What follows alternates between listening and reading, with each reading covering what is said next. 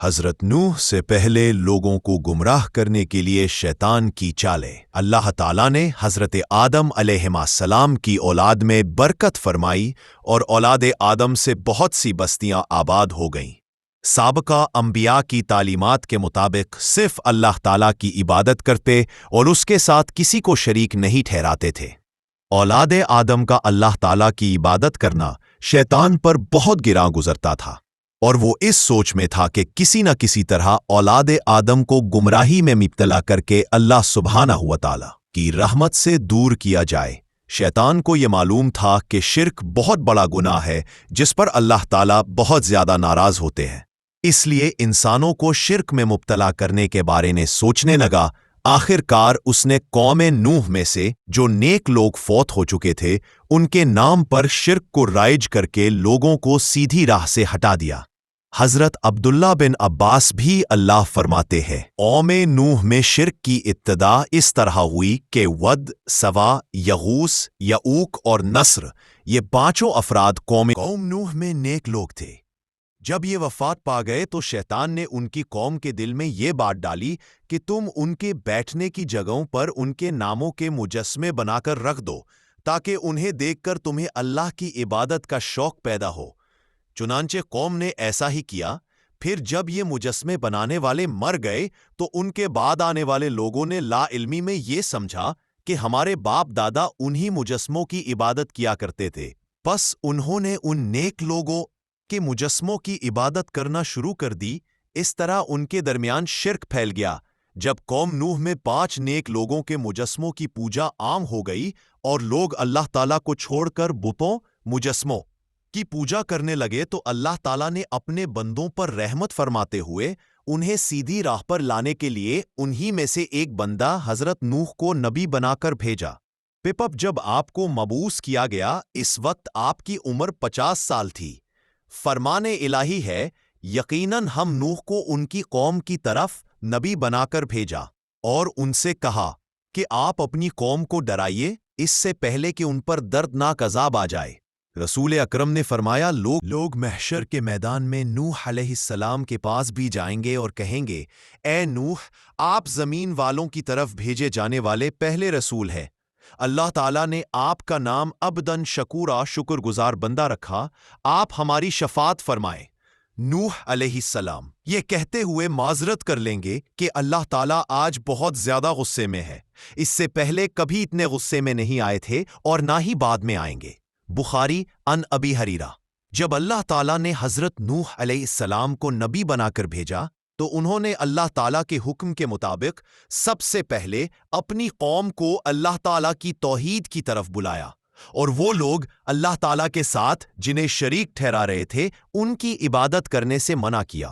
فرمان الہی ہے، نوح علیہ السلام نے کہا، اے میری قوم، بے شک میں تمہیں کھلم کھلا ڈرانے والا ہوں، یہ کہ تم اللہ کی عبادت کرو، اس کے عذاب سے ڈرو اور میری اطاعت کرو، وہ تمہارے گناہ معاف فرما دے گا اور تمہیں ایک مقررہ مدت تک مہلت دے گا۔ بلا شبہ اللہ کا وعدہ وقت مقرر جب آ جاتا ہے تو اس میں تاخیر نہیں ہوتی۔ کاش کہ تم یہ بات سمجھ لیتے۔ نوح علیہ السلام نے کہا، اے میری قوم، مجھے بتاؤ کہ اگر میں اپنے رب کی طرف سے واضح دلیل پر ہوں اور مجھے اس نے اپنے پاس سے رحمت، نبوت عطا کی لیکن وہ تمہاری نگاہوں میں نہ آئی تو کیا میں تمہیں اس کو ماننے پر مجبور کر سکتا ہوں جبکہ تم اسے ناپسند کرتے؟ حضرت نوح علیہ السلام نے نبوت ملنے کے بعد اپنی قوم کی خیر خواہی کرتے ہوئے انہیں اللہ تعالیٰ کا پیغام پہنچایا، مگر قوم نے سرکشی کا مظاہرہ کرتے ہوئے آپ علیہ السلام کو جھٹلایا اور آپ علیہ السلام کی مخلصانہ دعوت کو ماننے سے انکار کر دیا، اور آپ علیہ السلام کے نبی ہونے پر مختلف شبہات کا اظہار کیا کہ تم تو ہماری ہی طرح کے انسان ہو، تم ہمارے بجائے نبوت کے حقدار کیسے بن گئے؟ قوم کے سرداروں میں سے کسی نے بھی تمہاری پیروی نہیں کی، تمہاری پیروی صرف معاشرہ کے غریب، کم عقل اور بے وقوف لوگوں نے کی ہے۔ تمہارے پیروکاروں میں کوئی بھی ایسی خوبی نظر نہیں آتی جو ہم میں نہ ہو، پھر تم نبی کیسے بن گئے؟ حضرت نوح علیہ السلام کے بارے میں قوم کے شبہات ان کی جہالت اور کم عقلی کا واضح ثبوت تھے۔ حق حق ہی ہوتا ہے، چاہے اس کی پیروی قوم کے امیر لوگ کریں یا غریب۔ انسانی تاریخ سے پتہ چلتا ہے کہ حق کی پیروی کرنے میں غریب لوگوں نے ہی پہل کی ہے۔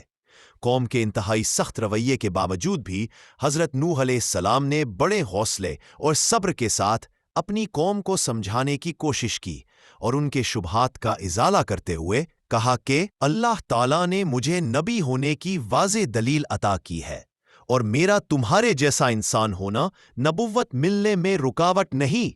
میری رسالت پر ایمان لانے والوں کا مالی اعتبار سے کمزور ہونا بھی مجھے نبوت ملنے سے مانے نہیں، اس لیے کہ انسان ہونے اور عقل اور فہم رکھنے کے اعتبار سے وہ تمہارے ہی جیسے ہے۔ نبوت تو اللہ تعالیٰ کی طرف سے رحمت اور اس کا فضل ہے جو اس نے مجھے عطا کیا ہے، مگر تم نے اس کی قدر نہیں کی اور بلا سوچے سمجھے مخالفت پر اتر آئے ہو۔ میں تو تم سے خیر خواہی سے پیش آ رہا ہوں اور اس دعوت پر میں تم سے کسی اجرت کا مطالبہ بھی نہیں کرتا، میرا صلہ اللہ تعالیٰ ہی دے گا۔ تم میرے پیروکاروں کو گھٹیا کہتے ہو اور مجھ سے مطالبہ کرتے ہو کہ میں انہیں اپنے پاس سے دور کر دوں۔ یاد رکھو، میں ایسا ہرگز نہیں کر سکتا، اس لیے کہ ایمان لانے کے بعد اللہ تعالیٰ کے نزدیک ان کا مقام بلند ہو چکا ہے، لہٰذا تم میری خیر خواہی کو مد نظر رکھتے ہوئے حق بات مان لو۔ حضرت نوح علیہ السلام قوم کی سرکشی کے باوجود انہیں دن رات دعوت حق دیتے رہے اور قوم ان پر جو بھی الزامات لگاتی رہی اس کا اچھے انداز میں جواب دیتے رہے۔ دعوت حق دیتے ہوئے حضرت نوح کو 995 سال گزر گئے۔ جب ایک نسل کے لوگ مرنے کے قریب ہوتے تو وہ بعد والوں کو یہ وصیت کر جاتے کہ تم نوح علیہ السلام پر ایمان نہ لانا۔ آخر کار ان کی طبیعت ہی ایسی بن گئی کہ جسے ایمان اور حق قبول کرنے کی کوئی صورت گوارا نہیں تھی۔ انہوں نے بجائے دعوت حق کو قبول کرنے کے آپ علیہ السلام کو مختلف انداز میں دھمکیاں دینا شروع کر دیں اور ساتھ ہی یہ بھی کہنے لگے کہ جس عذاب سے آپ ہمیں ڈراتے ہو وہ لے آؤ۔ فرمان الہی ہے۔ ترجمہ: قوم نوح نے کہا، اے نوح، اگر تم اس تبلیغ سے باز نہ آئے تو یقیناً تمہیں سنسار کر دیا جائے گا۔ تم نے ہم سے بحث کر لی اور خوب بحث کر لی ہے۔ تم جس عذاب سے ہمیں ڈرا رہے ہو اب اسے لے ہی آؤ اگر تم سچے ہو۔ نوح علیہ السلام نے کہا، عذاب تو صرف اللہ ہی لائے گا، اگر وہ چاہے گا تم عاجز کرنے والے نہیں ہو۔ حضرت نوح علیہ السلام واز فرماتے تو ان کو مذاق مستی میں اڑاتے، کانوں میں انگلیاں ٹھوس لیتے تاکہ ان کی آواز کانوں میں نہ پہنچ جائے۔ صرف چند لوگ تھے جو آپ پر ایمان لائے۔ قوم کی یہ سرکشی اور نافرمانی دیکھ کر نوح علیہ السلام نے اپنے رب کو پکارا کہ اے اللہ، میں تو اس قوم سے تنگ آ گیا ہوں، اب تو ہی ان سے بدلہ لے۔ اللہ تعالیٰ نے حضرت نوح علیہ السلام کو حکم دیا کہ ایک کشتی بناؤ اور یہ بھی حکم دے دیا کہ دیکھنا اب کسی کی سفارش نہ کرنا، اب ان پر ضرور عذاب نازل ہو کے رہے گا۔ حضرت نوح علیہ السلام خدا کے حکم کے مطابق کشتی بنانے میں لگ گئے۔ جب آپ کشتی بنا رہے تھے تو قوم کے لوگ اس کا مذاق اڑا رہے تھے، تانے کس رہے تھے کہ کل تک تبلیغ کر رہے تھے، آج بڑھئی بن گئے ہیں۔ کبھی کہتے کہ کشتی تو بنا رہے ہو لیکن دریا کہاں سے لاؤ گے کشتی چلانے کے لیے؟ حضرت نوح علیہ السلام اپنے کام میں لگے رہے۔ جب کشتی بن کر تیار ہو گئی تو خدا نے حکم دیا کہ اپنے اہل اور ان لوگوں کو کشتی پر سوار کر لو جو مجھ پر ایمان لے آئے ہیں، اور ہر جانور کا ایک ایک جوڑا بھی کشتی میں رکھ لو۔ جب سب لوگ کشتی میں بیٹھ گئے تو خدا کے حکم سے زمین کے سوتے پھوٹ پڑے، اس کے ساتھ ہی موسلا دھار بارش شروع ہو گئی، زمین پر پانی بڑھنے لگا اور حضرت نوح علیہ السلام کی کشتی پانی میں تیرنے لگی۔ پانی بڑھا تو حضرت نوح علیہ السلام نے دیکھا کہ ان کا ایک بیٹا جس کا نام کنعان تھا پانی میں ڈوبنے لگا ہے۔ آپ نے اسے آواز دی کہ اب بھی آ جاؤ تاکہ خدا کے عذاب سے بچ سکو، مگر اس نے جواب دیا، آپ جائیں، میں کسی پہاڑ کی سکوں چوٹی پر چڑھ کر اپنی جان بچا لوں گا۔ پانی تھا کہ تھمنے کا نام ہی نہ لیتا تھا۔ دنیا کے نافرمان اور سرکش لوگ اس سیلاب میں فنا کی گھاٹ اتر گئے اور حضرت نوح علیہ السلام کی کشتی جودی پہاڑی کی چوٹی پر جا کر ٹھہر گئی۔ اب خدا کے حکم سے سیلاب تھم گیا اور زمین نے سارا پانی اپنے اندر جذب کر لیا۔ اب خدا نے حضرت نوح علیہ السلام کو حکم دیا کہ کشتی سے اتر جاؤ، تجھ پر اور وہ لوگ جو تجھ پر ایمان لائے ہیں ان پر ہماری رحمتیں برکتیں نازل ہوں گی، چونکہ اس طوفان میں دنیا کے تمام لوگ ہی فنا ہو گئے تھے، صرف چند لوگ ہی زندہ بچے تھے، اس لیے حضرت نوح علیہ السلام کو آدم ثانی بھی کہا جاتا ہے، انہی کی اولاد اس وقت دنیا میں آباد ہے۔ نوح علیہ السلام کے 3 بیٹے طوفان میں بچ گئے تھے کیونکہ وہ مسلمان تھے، حام، سام، یافس۔ مورخین کا نظریہ ہے کہ کرۂ زمین کی اس وقت کی تمام نسل انسانی کی بازگشت انہی تینوں فرزندوں کی طرف ہے۔ ایک گروہ حامی نسل ہے جو افریقہ کے علاقہ میں رہتے ہیں، دوسرا گروہ سامی نسل ہے جو شرق اوسط اور مشرق قریب کے علاقوں میں رہتے ہیں، اور یافس کی نسل کو چین میں آباد سمجھتے ہیں۔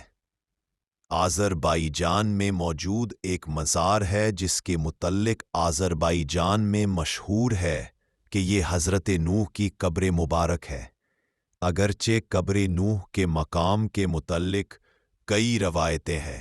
طوفان نوح تمام کرۂ ارض پہ آیا تھا یا خاص خطے پر؟ قدیم ماہرین فلکیات کے مطابق یہ طوفان تمام کرۂ ارض پر نہیں آیا تھا، بلکہ ایک خاص خطہ تک محدود تھا، جبکہ بعض اہل علم کے نزدیک یہ تمام کرۂ ارض پر حاوی تھا۔ قوم نوح آباد تھی کہ اس سرزمین کے علاوہ بھی بہت سے مقامات میں بلند پہاڑوں پر ایسے حیوانات کے ڈھانچے اور ہڈیاں بکثرت پائی گئی تھیں جن سے متعلق علم طبقات الارض یہ کہتے ہیں کہ یہ صرف پانی میں ہی زندہ رہ سکتے ہیں۔ ان بات کو دیکھتے ہوئے اہل تحقیق کی یہ رائے ہے کہ طوفان تمام کرۂ ارض پر آیا تھا۔ قرآن کریم کے مطابق کشتی نوح جودی پہاڑ پر آ کر ٹھہری تھی۔ جودی پہاڑ مشرقی ترکی میں واقع برف سے ڈھکی ایک چوٹی ہے، آرمینیا کی سرحد سے 300 کلومیٹر کے فاصلے پر واقع ہے۔ نوح کی کشتی شبہات کا جواب: نوح کی کشتی جودی پہاڑ پر آ کر ٹھہر گئی تھی۔ 1977 میں ترکی کے اس پہاڑ پر کچھ مہم جوؤں نے اس کشتی کو دریافت کیا۔ اخبارات میں اس کی تصاویر شائع ہوئیں تو یہودیوں، عیسائیوں اور ملحدین کے درمیان ایک نئی بحث چھڑ گئی۔ ملحدین اور روشن خیالوں نے اس پر 4 بڑے اعتراض اٹھائے۔ یہود و نصاری اس کا جواب نہ دے سکے، مگر قربان جائیے کہ قرآن مجید میں ان کے تمام اعتراضات کا جواب پہلے سے موجود ہے۔ پہلا اعتراض: بغیر کسی ٹیکنالوجی کے 6000 سال قبل ایسی عظیم الشان کشتی بنانا کیسے ممکن ہوا جو اتنا وزن اٹھا کر لمبے عرصے تک سمندر میں سفر کرتی رہی؟ جواب: وَحَمَلْنَاهُ عَلَى ذَاتِ أَلْوَاحٍ وَدُسُرٍ، اور ہم نے اسے تختوں اور کیلوں والی کشتی پر سوار کر لیا۔ تحقیق کے بعد اس کشتی سے دھاتی کیلوں اور تختوں کے آثار ملے ہیں۔ کیلوں اور تختوں کی وجہ سے ہی یہ ممکن ہوا۔ اللہ جل شانہ نے نوح علیہ السلام کو اس کا علم عطا فرما دیا تھا۔ دوسرا اعتراض: اس زمانے میں اتنی بڑی کشتی کیسے بنائی جا سکتی تھی جس میں دنیا بھر کے جانوروں کے جوڑے سوار ہوئے؟ جواب: حتیٰ اذا جاء امرنا وفارت التنور قلنا احمل فيها من كل زوجين اثنين وأهلك إلا من سبق عليه القول ومن آمن وما آمن معه إلا قليل۔ آیت نمبر 40۔ یہاں تک کہ جب ہمارا حکم آ پہنچا اور تنور ابلنے لگا کہ اس کشتی میں ہر قسم کے جانداروں میں سے جوڑے یعنی 2 جانور، ایک نر اور ایک مادہ سوار کرا لے، اور اپنے گھر کے لوگوں کو بھی سوائے ان کے جن پر پہلے سے بات پڑ چکی ہے، اور سب ایمان والوں کو بھی اس کے ساتھ ایمان لانے والے بہت ہی کم تھے۔ یعنی یہ کشتی کوئی عام کشتی نہیں تھی بلکہ بہت بڑی کشتی تھی۔ 3 منزلہ ہے اور بہت لمبی چوڑی ہے۔ اس میں 522 ریل کے ڈبے سوار کیے جا سکتے ہیں۔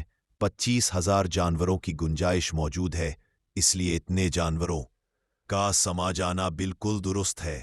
तीसरा एतराज़, इतनी बड़ी कश्ती इतने अजीम तूफान में बगैर लंगर के कैसे तीर सकती है? जवाब, वकाला अरकबू फ़ीहा बिस्मिल्लाहि मजराहा व मुरसाहा इन्न रब्बी लगफूरुर रहीम। सूरा बुद नूह अलैहिस्सलाम ने कहा, इस कश्ती में बैठ जाओ, अल्लाह ही के नाम से जिसका चलना और ठहरना है। यकीनन मेरा रब बड़ी बख्शिश और बड़े रहम वाला है। हैरत अंगेज तौर पर जिस पहाड़ पर ये कश्ती ठहरी है, उसकी नीचे वादी में चट्टानों के नीचे बड़े बड़े लंगर दरियाफ्त हुए हैं, वो उसी कश्ती के लंगर है। चौथा एतराज़, एक लकड़ी की कश्ती इतने लंबे अरसे तक पहाड़ की चोटी पर कैसे बाकी रही? जवाब, वलकद तरकनाहा आयतन तहल मिन मुद्दकिरिन, सूरह कमर आयत 15। और हमने उसे अहले दुनिया के लिए अपनी कुदरत की निशानी बनाया है, तो है कोई नसीहत हासिल करने वाला? हालिया तहकीक से पता चलता है, इस पूरे पहाड़ी सिलसिले में सिर्फ उस पहाड़ की चोटी पर बर्फ है जहां ये कश्ती है। बर्फ की वजह से ये कश्ती महफूज रही।